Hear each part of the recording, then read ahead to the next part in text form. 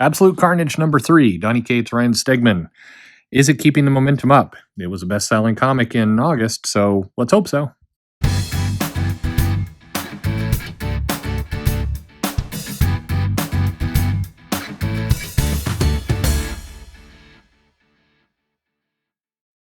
Hey there, this is Perch. We're talking about Absolute Carnage #3, Donny Cates, Ryan Stegman. Nice to see an event. We're like 3 issues into the event, and we have the same penciler, which is amazing. Absolutely amazing. We haven't had 6 different artists and 12 writers so far. It's a miracle. Anyway, where we last left this issue, the kind of the cliffhanger of issue 2 was the Carnage Horde had just taken Miles Morales and had Carnageized him, if you will. The Carnage group is going after anyone who's ever worn a Venom host, and they're going to remove the codex, i.e., get into the spine, kind of take over the character, the villains, heroes, anyone who's basically ever worn a Venom or had a symbiote along with them. This is really goofy to explain as I'm hearing myself talk out loud. Anyway, this event is very much a kind of 90s style event. It has that feel. There's a little bit of mythology, but mainly it's kind of some action, some crazy stuff. If you are reading the House of X, Powers of X, and feel like there's just too much talking and you want some just good old action, this is probably the place to go. That's this is the counter to that. So we open right up right off the last issue where Miles has been carnageized and his form has been changed, and he's part of that kind of mindless Carnage Horde, and he's attacking Venom. Eddie is on the ropes, and meanwhile we've got Mac, who was Scorpion. He wore the Venom suit during the kind of the more infamous Thunderbolts days. I think the Dark Avengers time. I'm pretty sure that was Mac, Dark Avengers. Definitely was for Thunderbolts. Anyway, he is Eddie's having a bit of a conflict of whether he wants to save Mac or kind of kill Norman, because he has Norman on the ropes. So the Venom symbiote kind of acts of its own accord and stabs Norman in the heart. He is in bad shape, and Eddie wants to help Mac. And so there's a really cool scene here. There's a couple of really great visuals of Eddie kind of running away from the symbiotes. The symbiote standing facing Norman, and Eddie's running away. Basically, the symbiote kind of warns Eddie, if you're not strong enough to finish this, I'm going to find somebody else who can. And that's foretelling. This comic is it's got foreshadowing, but not at the depth of some of the other. The foreshadowing comes quick. We're going to foreshadow something, and then we're going to get to it by the end of the issue. So it's a couple of these moments. Anyway, Venom, Eddie Brock grabs the Scorpion, takes off with him, heads back to the safe house, and only to discover that a bunch of the heroes, well, 4 of them have assembled there. We got the Thing and Captain America, Wolverine, Spider-Man. And this Stegman, I think, does a really good job with Venom. I think the characters look really good. The action looks very good. The splash with Wolverine and Cap looks weird. I'm just saying. I'm not gonna throw shade at the art. It's all good, all very good. But this is not the best Wolverine, I'd say. It look kind of some odd stuff there, but no problem. His Thing is great. I love his Thing. That doesn't sound right either. Anyway, so we're off to the races, and the Maker has taken off. This event, like some others I've been talking about, the crossover issues, most of them are somewhat irrelevant. They're just kind of happening in the background. You're seeing kind of carnage, chaos going on throughout the city, but the actual Venom title itself is very relevant to the actual comic, so you do need to be reading that. Also in this lab, kind of taking over from the alternate dimension evil Reed Richards is Bruce Banner. Kind of a cool moment here with Bruce and Eddie. Eddie is going through a bit of a conflict because he hasn't told his son that he is his dad, and so that's got to be coming as well. But Eddie's been resistant, wanting to tell him this. It's very, the motivations and the plot here are pretty basic, and I don't mean that in a bad way. It's just, whereas over in kind of House of X, we've got the kind of the rights issues between mutants and humans, and what evolutionary tracks mean to people over thousands of years, and what are the ethical ramifications of cloning. And here we've got, Eddie's a little nervous to talk to his son. I'm not throwing shade. It's actually, it's well put together. I think this comic is rolling out some topics and it's delivering on them. It's a very easy, lightweight comic to be able to get into. Certainly heavy in its own right with some of the Carnage can't take over the world and the new kind of skeletal Carnage that has been designed. But it's also it's an easy, accessible book. So I always like to think of things in terms of, is this for you? I think if you like '90s comics, if you get frustrated with comics with a lot of exposition, you don't like plots that are going to span out over 2 years. You're not a fan of world building. You don't want to build worlds. You just want to see things play in the world. This is probably a good comic for you. Anyway, they make a decision here. We're going to put some people in the machine, get that Carnage codec out of them. And that makes the heroes not a target for being taken over. And Spider-Man's like, I'm going to wait till the end. And then we get a nice little moment here where Eddie is looking at Cap, and he's thinking about it. And Spider-Man comes over, and they start talking about la-di-da, are you going to find him? And Spider-Man says, hey, you're going to tell people that, you tell, your kid, you need to tell him that you're his dad. And Eddie kind of gets a creepy smile. It's like, what's going on? And then another Eddie shows up. It's like, that's not the real Eddie.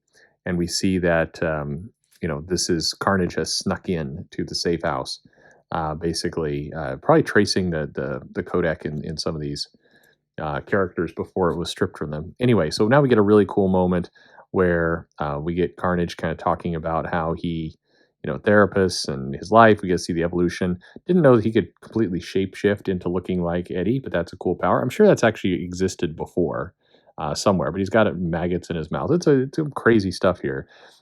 Transforms from the fake Eddie into Cletus and finally into his final form of Carnage. And he gives a little speech here about how he's mean. Spider-Man and Bruce kind of hang out, and in come the Carnage horde, and they're just gonna attack everything. And Eddie's conflicted. He's like, I've got to fight. No, I've got to take care of my son. And the symbiote's finally like, enough of this. If you aren't strong enough to end this, I'm going to find somebody who is. And it leeches itself onto Bruce Banner. Banner's like, what's going on? Carnage is like, no problem. Kill him. And the only to have the Hulk Venom combo kind of come together. I could swear we had Hulk Venom already at some point. They say it's never happened, and I trust that that's true. In this comic, they would have looked it up. They would have known. But I could swear we had a Hulk Venom, but apparently not. So now we've got a Hulk Venom going after Carnage, and this is going to be a big kind of battle. It also sets up an interesting thing in the next issue. If you want to go for another kind of cliffhanger, if Carnage can take over the Hulk in this form, then that's some crazy stuff. One question I have about this issue, though, is what Bruce Banner, currently in Immortal Hulk, we've got kind of Banner on the run, and we've got the Hulk in a very different form with everything he's doing. And this feels more like old school Hulk. This feels like the Hulk from the movies, or the Hulk from maybe 5-10 years ago, pre Hawkeye killing him. We have this feels like a very different Hulk. So what time does this exist in? I've had this question. I actually got into an argument with Tom Brevoort on social media over this. This title in particular, it's got the Maker, but then the Maker's also running around Future Foundation, and I'm curious, in what continuity does this really sit? I'm sure the answer is keep reading and it will all be explained. I'm sure that's always the answer. It's always true. But I'm just out of curiosity. It's a fun book. So then we end there on another cliffhanger. We got Venom Hulk about to take on kind of Mega Carnage. You have a little Ravencroft behavioral assessment. This again feels like something they used to do in the 90s. Kind of fun. This is this stuff is nice. It's just an extra little kind of world building element here. Nothing wrong with that. This event, Absolute Carnage, it's delivering what you see on the cover is what you're going to get. What you think you're going to get is what you're going to get, and there's nothing wrong with that. It's nice to just get a comic that's going to say, you're looking for a Spider-Man Carnage Venom run. Big crossover, and that's what you're going to get every issue. That's what you're going to get delivered to you. It's going to be some violence and some craziness. People run around and symbiotes everywhere and things that drip and ooze goo. if you like dripping, oozing goo, this is the comic for you. And that's, I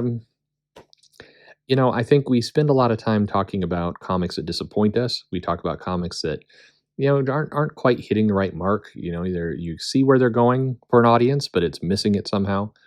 And then we spend a lot of time talking about comics that are really breaking the world, doing a lot of things. Obviously I've got a lot of videos on the Hickman X-Men run, and you look at those and you say, okay, here's some neat things that they're laying stakes with to kind of build that X-Men universe. And we don't spend enough time with comics that just they say, you're gonna buy for a heavy cover price. You're gonna buy a ticket to a show that is going to deliver some action and some pretty basic plot to kind of move it along. I think Donny Cates has been described as a real thoughtful writer, a real intricate writer. I think he's done some of that work with Guardians and with Thanos and some of his other titles. This particular one is not. This is not the heaviest thinking plot that you have to worry about. This is point A to point B to point C. That's what you're getting, and it's nice to have a comic that does that. Stegman looks wonderful on the art. Outside of a couple odd panels that just look either rushed or weird, just kind of outside of his wheelhouse. I don't know. I think a lot of the guy. I think he's a really good artist, really good designer. So a couple of panels just seem a little weird. Like I don't know. It doesn't seem up to his standard. But in general, the book looks beautiful. Coloring looks good. It's your cup of tea or it's not. I think there's obviously the comic's doing very well because it is giving people something that they want, and I think there's a lesson here for the industry that this type of comic is there. People would like more of it. They'd like it to be in demand all the time, and nothing wrong with that. So. Okay, now for an alternate view, we'll go to my daughter. All right, we'll see. What do you think of this comic? So we'll show you the cover here. Are they dying? No, they're just getting consumed by the symbiote.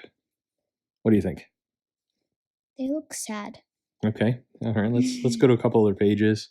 Kind of give me your thoughts as I go through the pages here. You